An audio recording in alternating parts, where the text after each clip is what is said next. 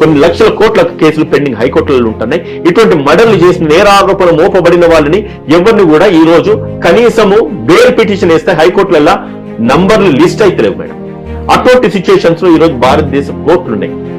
ఇటువంటి పరిస్థితుల్లో ఇటువంటి సమాజంలో మనం బ్రతుకుతూ ఒక దేశం కానీ ఇంకో దేశంలో ఒక మహిళకు శిక్ష పడదంటే దాని మీద సుప్రీంకోర్టులు, హైకోర్టులు, ప్రధానమంత్రులు, ముఖ్యమంత్రులు, ఎంతో మంది ప్రముఖులు ఈ రోజు మాట్లాడుకొస్తా ఉన్నారు. అంటే ఆ దేశ చట్టాన్ని మనం గౌరవించట్లేదా? ఆ దేశ చట్టాలు సరైన చట్టాలు కావా? మన దేశ చట్టాలు సరైనయా? ఎప్పుడు కానీ అంటే మనం ఏ దృష్టితో చూసినా కూడా మన దృష్టితో మనం చూసేదానికంటే ఎదుటి వాడి దృష్టితో చూడండి. మిమ్మల్ని ఒక ప్రశ్న అడుగుతాను, చంపబడిన వ్యక్తి మీ తమ్ముడి అయితే మీరు క్షమిస్తారా? సార్ ఇక్కడ ఇది చెప్పాలి అంటే హైపోథెటికల్ అని చెప్పొచ్చు నేను. ఎందుకంటే అక్కడ సిచ్యువేషన్ ఏం జరిగింది అనేది ఆ అమ్మాయి మాటల్లో వింటే డెఫినెట్ గా ఆ పర్సన్ మీద ఒక చిన్న కోపం అనేది డెఫినెట్ గా ఉంటుంది.